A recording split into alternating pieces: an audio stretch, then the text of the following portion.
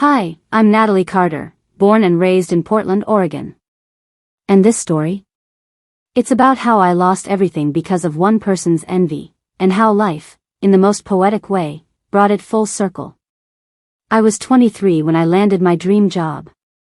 I had just graduated from the University of Oregon with a degree in marketing and communications. I was ambitious, determined, and honestly a little naive. I thought the working world would reward hard work and kindness. Turns out, it rewards politics, and some people are just better at playing dirty. The job was with a boutique marketing firm in downtown Portland called Vanguard Strategies. It wasn't one of those soulless corporations. It was vibrant, creative, full of potential. We specialized in brand storytelling for small businesses, and I was hired as a junior marketing strategist. On my first day, I remember walking into the office in this pale blue blazer I borrowed from my sister, holding my notebook tight against my chest. The place smelled like freshly brewed Stumptown coffee and ambition. Exposed brick walls, plants on every desk, the hum of creative energy. I was in love with the place instantly. That's where I met Darren. He was in his early 30s, a senior strategist, and kind of the office golden boy. Slick brown hair, sharp suits, and always talking about how he closed 6 figures for a client in a single campaign. People respected him, or at least, they pretended to. At first, Darren seemed helpful. He showed me around the office, helped me settle in, even gave me tips on how to impress the bosses. But there was always this underlying tone. Like he was watching me. Measuring me. I didn't think much of it at the time. I threw myself into work. I stayed late, volunteered for every campaign, pitched bold ideas. Within 2 months, I'd already co-led a client presentation that brought in a major local brewery. My team lead, Monica, even praised me during the Friday huddle, calling me a rising star. That's when everything started to shift. Darren began giving me these backhanded compliments. You're really bold for someone fresh out of school. Or, not bad for your age. He started pointing out tiny mistakes I made in front of others, like typos in internal drafts, or questioning my numbers during team meetings. It felt subtle at first, like maybe I was messing up. But it got worse. One day, I submitted a campaign brief for a vegan cafe we were targeting. It was clean, targeted, well-researched. Darren offered to review it before it went to the client. I was flattered, until the next day, when the client trashed the brief, saying it felt shallow and vague. I was shocked. When I checked the final document Darren had submitted, it wasn't my version. He had changed entire sections, removed my key data, and added cheesy copy that looked like it came from a high school project. I confronted him, privately, of course. He smiled and said, "You must have sent me the wrong version, Natalie. You're still new, it happens." I felt like I was losing my mind. I tried bringing it up with Monica, but she brushed it off. Just keep your head down. Darren's intense, but he gets results. That's what she said. I felt invisible. Disposable. A few weeks later, we were prepping for a massive pitch for a national fitness brand. It was the kind of campaign that could get you promoted. I worked nights, skipped weekends, poured my soul into that deck. The morning of the pitch, I handed my presentation files to Darren, since he insisted on consolidating everyone's slides. And guess what? In the final pitch meeting, none of my slides made it. He told the board that he had come up with the core concept, the same concept I had written in my handwritten notes, which I stupidly left in the shared workspace. I sat there, smiling through gritted teeth, watching him take credit for my ideas in front of our CEO. That was the day I decided to stand up for myself. That evening, I went straight to HR with everything, the changed documents, the missing slides, even screenshots of our Slack conversations where I'd pitched those exact campaign angles. I laid it all out. 2 days later, I was called into a meeting with HR and Monica. I thought it was the moment justice would be served. But instead, I was fired. The official reason? Performance inconsistency and team misalignment. Darren had somehow convinced them I was emotionally unstable, unreliable, and even suggested I was sabotaging him. It was surreal. I walked out of Vanguard Strategies with my desk packed in a cardboard box, tears in my eyes, and a knot in my stomach. My dream job, my reputation, everything, gone. Just like that. I went home that night, curled up in bed, and cried until I couldn't breathe. I kept replaying every moment, every warning sign I ignored, every smile I gave Darren when I should have seen the dagger behind it. But this isn't where my story ends. It's where it begins. Because what Darren didn't know was that he didn't bury me that day. He planted me. And one day, I was going to grow tall enough to watch him fall. After getting fired from Vanguard, I disappeared from the world for a while. I didn't tell my friends what happened. I didn't even tell my parents the full truth. I just said, it didn't work out. But in reality, I was humiliated, completely shattered. I had worked so hard. I played by the rules. And somehow, someone like Darren, manipulative, arrogant, and fake, had won. But I didn't know just how deep his sabotage had gone, until weeks later. After being fired, I went through a messy job hunt. I applied to dozens of positions. I interviewed with agencies from Seattle to San Diego. Every time I got to the final stage, I got the same polite rejection: "You were great, but we've decided to go in another direction." It started to feel personal. Then one evening, while doom-scrolling LinkedIn in my pajamas, I saw it, a post from a creative director I had met with at Trilo Creative in San Francisco.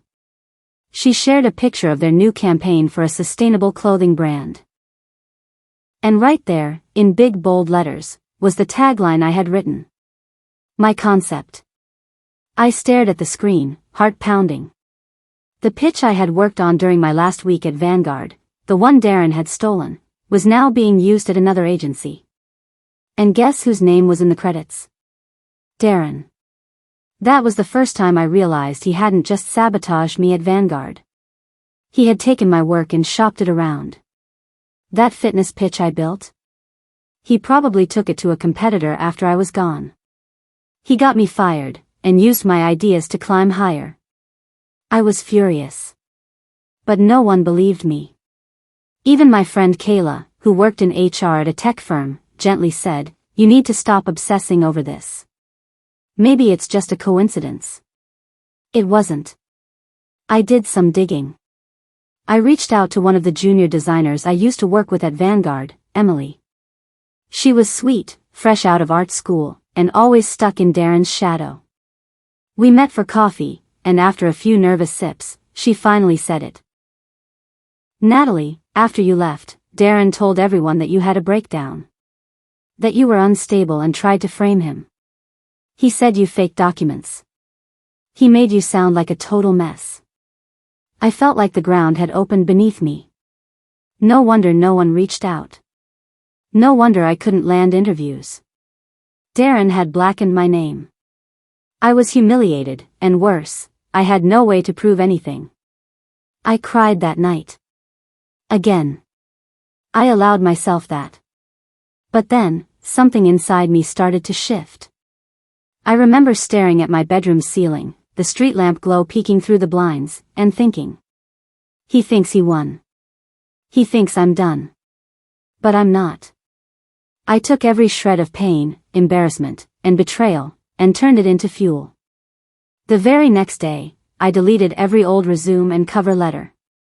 I stopped trying to play the game the way people like Darren wanted me to. I sat down and started from scratch. I rewrote my story, on my own terms. I didn't hide what happened. I owned it. I started freelancing, building a portfolio that was purely mine, with my name front and center. And I began reaching out directly to small businesses, offering marketing help at low rates just to prove my worth. I worked out of coffee shops, public libraries, even my car sometimes when I couldn't afford the coffee refills anymore. I didn't have fancy office space. I didn't have referrals. But what I did have, was fire. And with every project I finished, every happy client who referred me to another, that fire grew. People like Darren win fast. They cheat the system. But they never last. People like me? We rebuild slowly. Quietly. And then one day, we come back stronger than they ever saw coming. After months of rejections, freelance scraps, and living paycheck to paycheck, I finally had to admit it to myself. I had hit rock bottom. I was 24, back living with my mom in our small 2-bedroom apartment on the east side of Portland.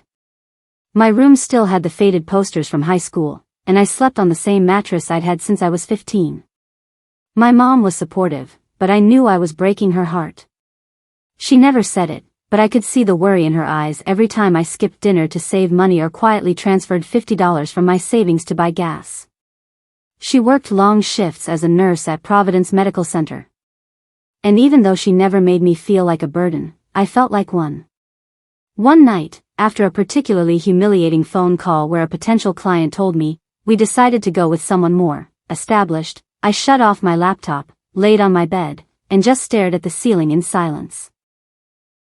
I started asking myself the questions that creep in when you're alone too long. What if I'm not good enough? What if Darren was right? What if this is all I'll ever be? It was a dark place. A place I never thought I'd end up in. I had always been the overachiever. The "you'll do big things" girl. Now I was barely holding it together. I started working at a local cafe part-time just to cover my car insurance. I'd wake up at 6 a.m., make lattes until noon, then go home and hustle for freelance gigs online in the afternoons. Fiverr, Upwork, cold emails, anything. Most of them paid next to nothing, and the clients treated me like disposable labor. But here's the thing, I kept going. Because even when I had nothing, I still had the skills. Marketing, branding, storytelling, those were mine. Darren could steal my ideas, but he couldn't steal how I thought.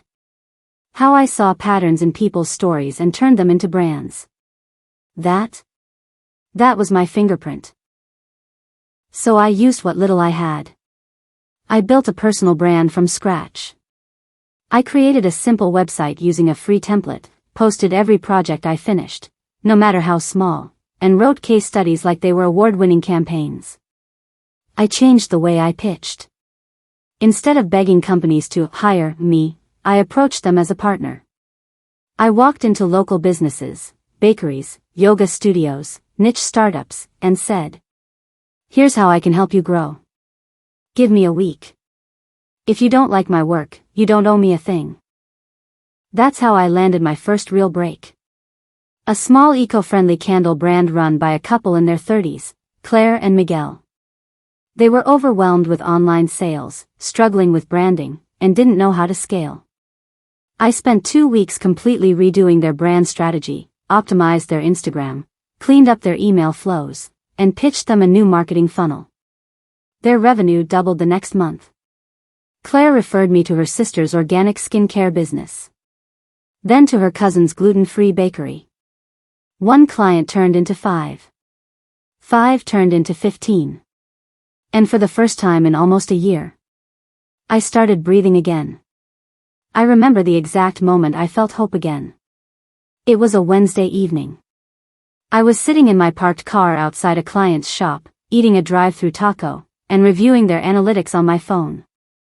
I was exhausted, greasy-haired, and still in my cafe uniform, but I looked at the numbers, the growth, and just smiled to myself.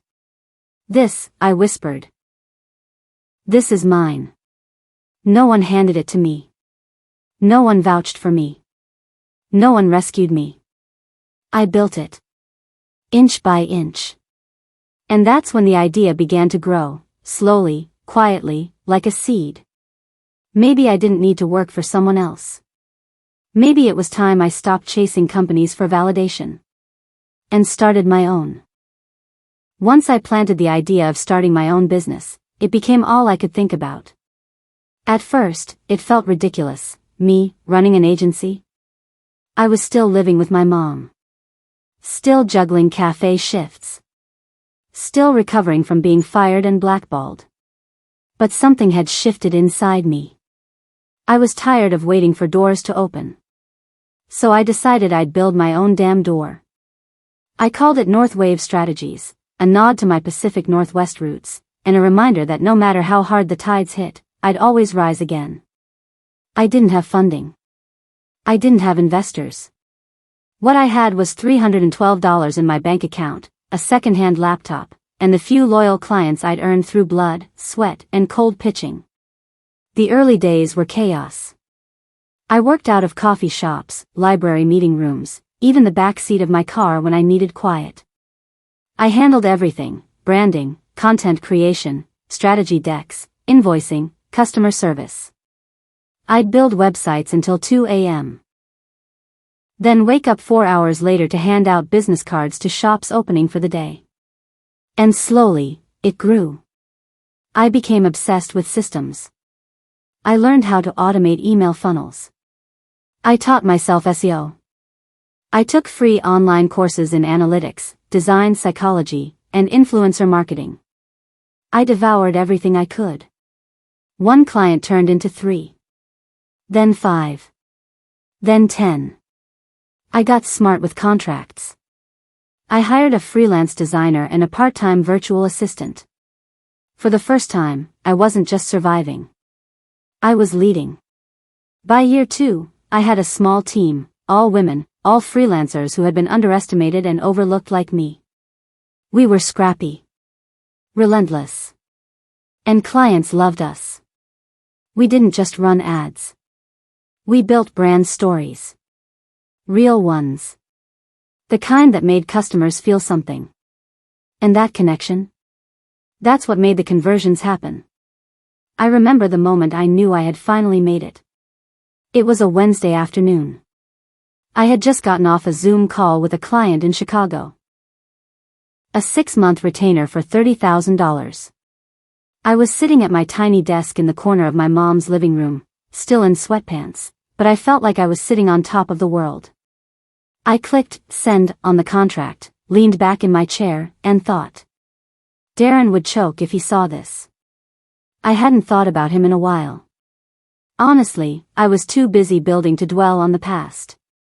But that night, as I updated my LinkedIn page for the first time in years, I checked his profile out of curiosity. And what I saw? Well, let's just say the universe has a wicked sense of humor. He had been laid off. Twice. Once during a company restructure, and then again when his new agency downsized after a botched campaign.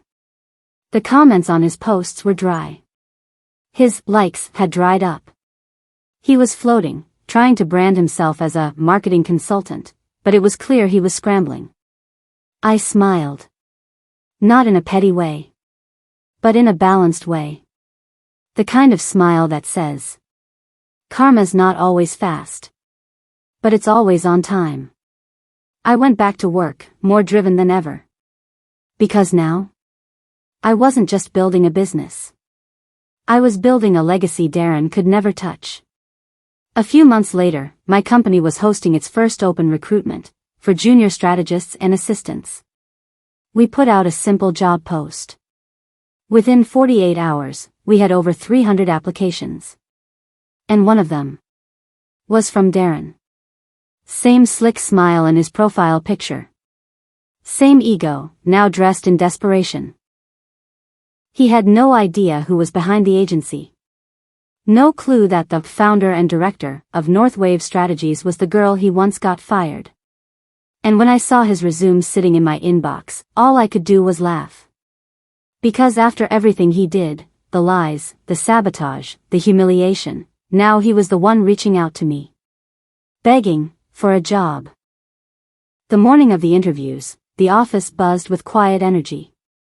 It wasn't a traditional office. North Wave Strategies had grown into a cozy, modern co-working loft in the Pearl District of Portland. Exposed brick, plants hanging from the ceiling, sunlight pouring in through massive windows. It was the kind of space I used to dream about working in. We were hiring for 2 junior strategist roles. I'd spent the last week going through applications with my assistant, Jasmine, shortlisting candidates who showed potential, hunger, and character. But when I saw his name on the list, Darren Mitchell, I stopped cold. At first, I thought it was a joke. Someone trolling me. But no, the resume, the LinkedIn link, the email address, it was him. Darren had applied to my company. He had no idea. He didn't connect Northwave Strategies to me. There was nothing about me publicly tied to the brand. I kept it that way on purpose. The agency was always about the work, not about ego. His cover letter was pathetic. Full of fluff. Results-oriented leader, innovative thinker, ready to contribute to a dynamic team. It was generic, desperate, and honestly, beneath the Darren I remembered. The man who once strutted around Vanguard, bragging about how many leads he closed and belittling anyone who dared challenge him, was now pitching himself to my team for an entry-level role. I could have deleted the application. Blocked him. Ignored it. But I didn't. I scheduled his interview. Personally. Jasmine didn't understand at first. Are you sure? You want to waste time on him? She asked. I smiled. Oh, I need to see him.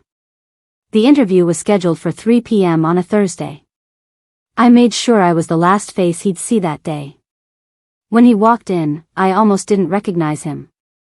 Gone was the smug posture. He looked tired. A little heavier.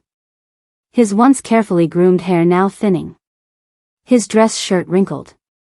He had that look. The one people wear when they've had a few too many doors slammed in their face. He didn't recognize me at first.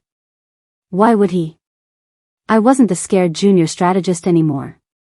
I was in my element, confident, collected, wearing a navy suit that fit like power armor. Hi Darren, I said, extending my hand. I'm Natalie Carter. Founder and director of Northwave. His hand froze midair. I saw it, the flicker of recognition. The widening eyes. The sudden drop of color from his face. Natalie Carter, he croaked. I nodded, smiling politely.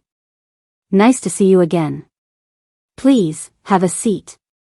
He sat down slowly, like he wasn't sure if this was real. The silence was thick. He kept glancing around the office like he expected cameras to jump out and yell, "Gotcha." I didn't realize you were behind this, he mumbled. Oh, I know, I said calmly. You wouldn't have applied if you knew, would you? He stammered something, probably trying to dig himself out. But I wasn't there for excuses. I was there for clarity. I read your resume. Impressive keywords. A little light on actual results, though. What happened at Horizon Collective? Or Broadline Media? Laid off? His jaw tightened. Yeah, downsizing. Twice. Rough. I said it like I was talking about the weather. You know, I was downsized once too. At Vanguard. Do you remember why? He shifted uncomfortably. That was complicated. We both know it was a misunderstanding. I leaned in just slightly. No, Darren. It wasn't a misunderstanding. You got me fired. Lied to HR, stole my ideas. Took credit for my work. He went quiet. Looked down. For the first time, he was the one on the defensive.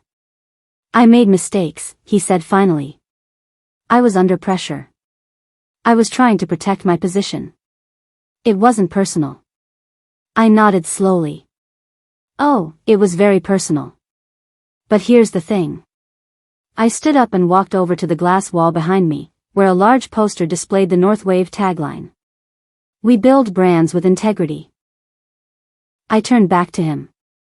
This company was built on everything you tried to destroy in me: honesty, hard work, and heart. You burned bridges. I built them.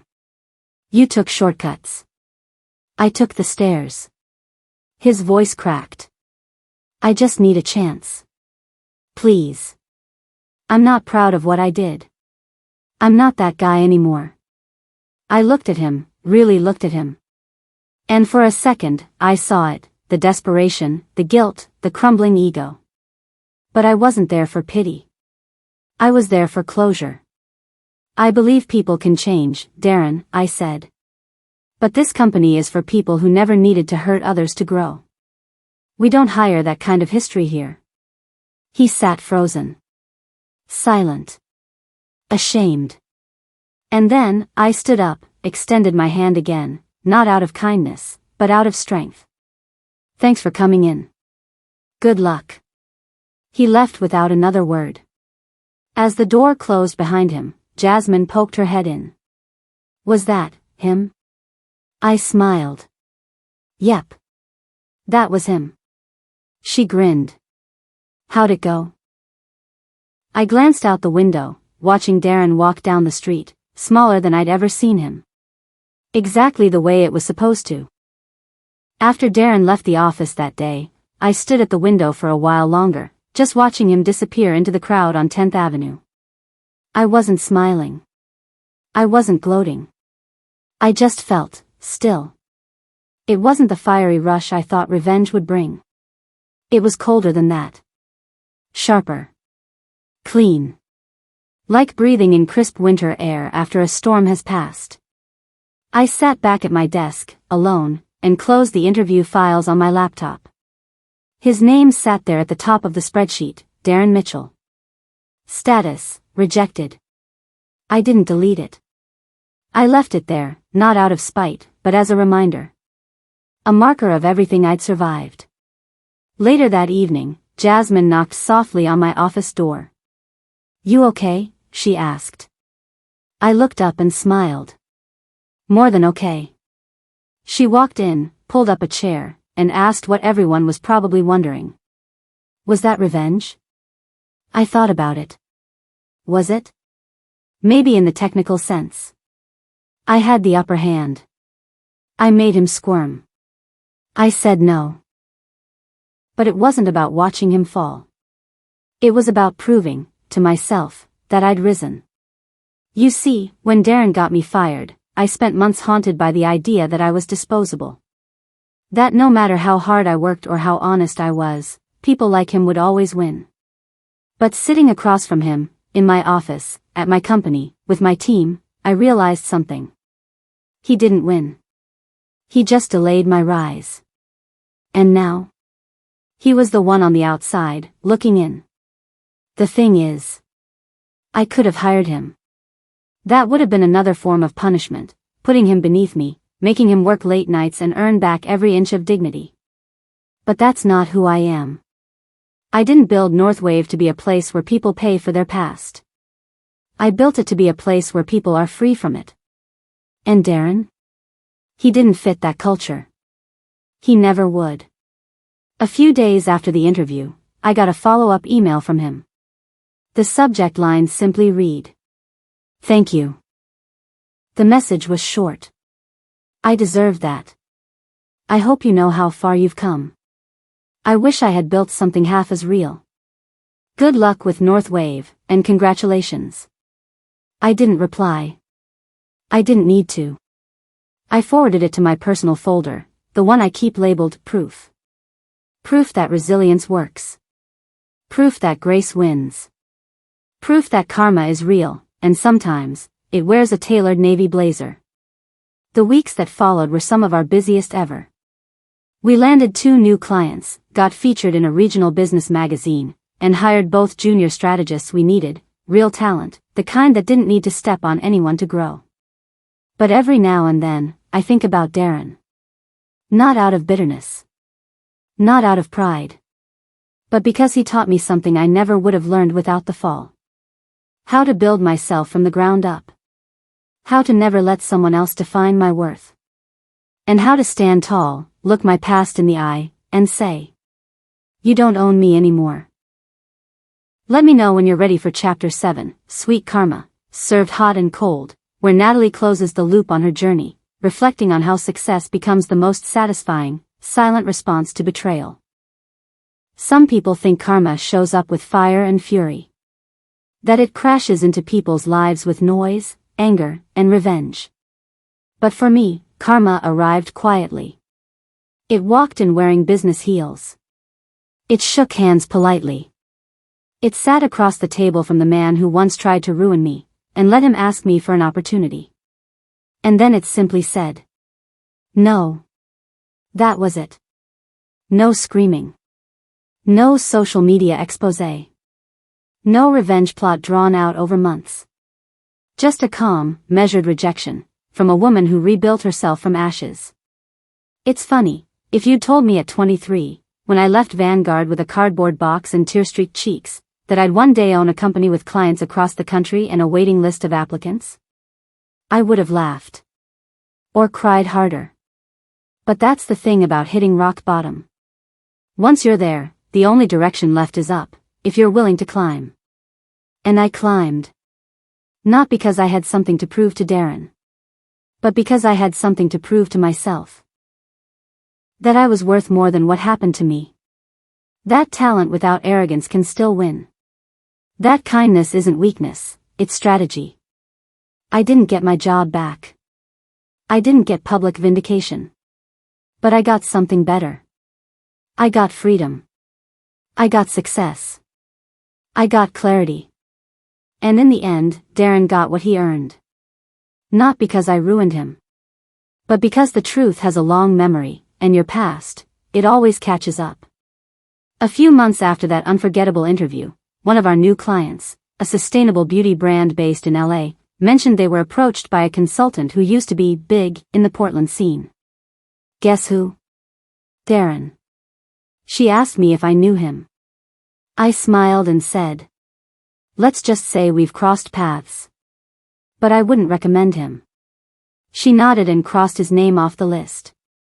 No drama. No grudge. Just, another door closed for him. Another reminder that your actions follow you, whether you're on the way up or the way down. As for me, I still keep a framed quote above my desk. It's handwritten in Sharpie on an old piece of scrap paper I used back when I was freelancing out of coffee shops. They tried to bury me. They didn't know I was a seed. That quote carried me through the worst days. Now, it reminds me every day who I am. Natalie Carter, founder of Northwave Strategies. And the girl who was once fired by a fraud. Only to become the boss he'd one day beg for a job.